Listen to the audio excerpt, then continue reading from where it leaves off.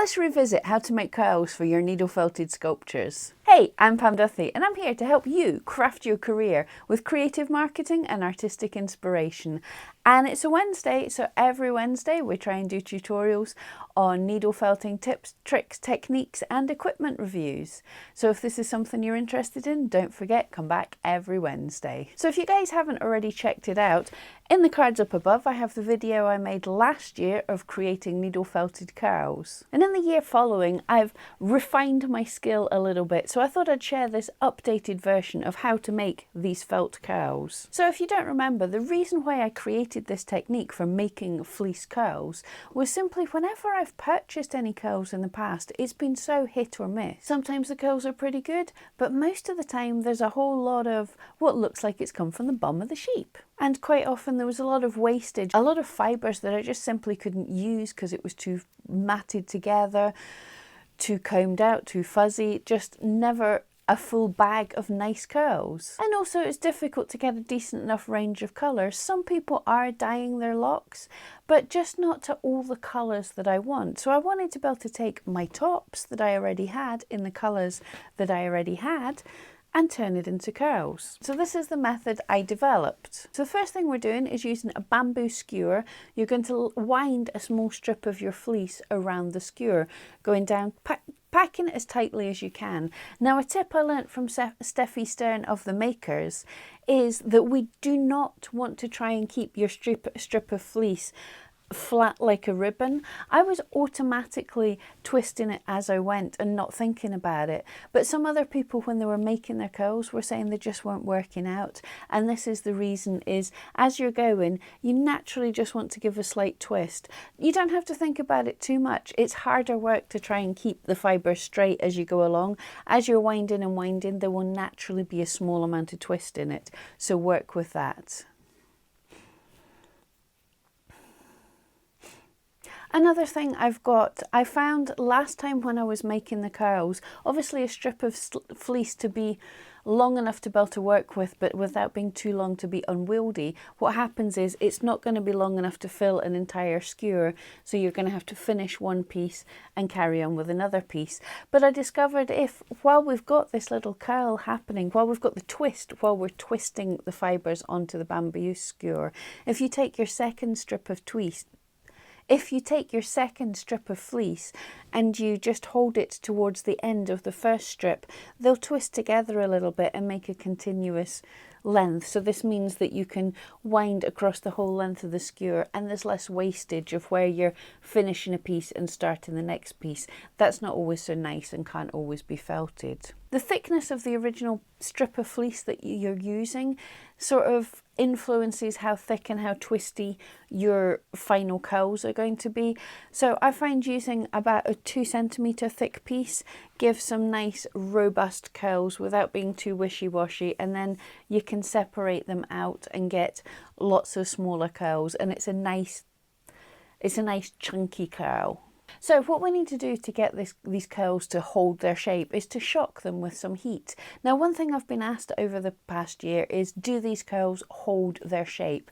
And the answer is very much yes. I've got some sculptures, and in fact I've got some curls sitting around that I made 2-3 years ago, and they're still just as curly because we're changing the structure of the curl. So the easiest way to do this is boil up your kettle, get a kettle load of boiling water, stick your skewers in an open sink so they drain freely, and tip your kettle load of water all over your skewers so that you saturate every single fibre. Every fibre is dunked in boiling water for a second. It's soaked all the way through. And then what we're going to do is leave the skewers to dry.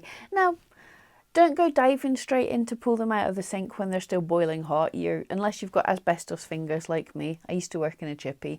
But you're going to want to pick them up once they've cooled down a little bit and find something to stick them in. Now, in the past I was using flower pots on my windowsill, but I found my silver colander. The holes in it are just the perfect size for what I'm using, so that looks a little bit better. So you can pop your sticks into a colander or anything that'll hold them, keeping them separate from each other so they can get air all around them and dry properly.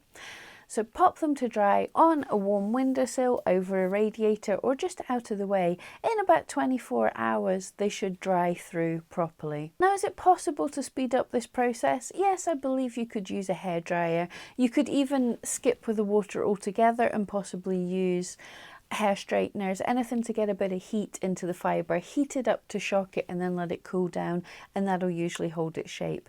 But to be perfectly honest, if I'm making a project that needs curls, then I can curl the curls, start work on the body of the project, and then by the time I'm ready to use the curls, they've dried up and cooled down and they're ready to use. So this is just sort of the easiest method. They're off sitting on my windowsill, drying out, curling themselves while I'm working on something else. And then we want to remove them from the skewer. If we're using the one long continuous strip method that I just described, it is easier to get them off once you get started. They kind of do fall off easier. You might find it if they're a bit really tightly wound, you might have to turn the fleece just the opposite direction, just twist it on the skewer the opposite direction from what you were winding it on, just to give it a bit of slack, and it will just pop off, or you can unwind it off. They come off fairly simply. Just beware splinters if you're using wooden skewers. I've got a few in my fingers in the past. And then once they are off the skewer, you have these lovely sort of chunky ringlets, which are a whole bunch of fun, but we can make them more into locks that you would be able to buy commercially by just getting in between the fleece and separating the fibre, just splitting it down, and from one big chunky lock, well, from one big chunky spring, you can get 3 or 4 or maybe more locks. And then for how to use these fleece curls, I have a video in the cards up above how to felt them on. It is super easy.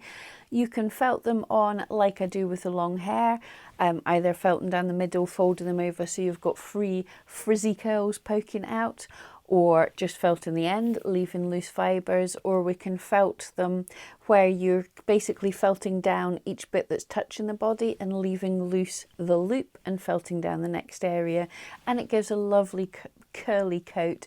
For breeds of dogs like poodles, Valais black-nosed sheep if you're making them, all sorts of things just benefit from these curls. And it would also be gorgeous for doll's hair.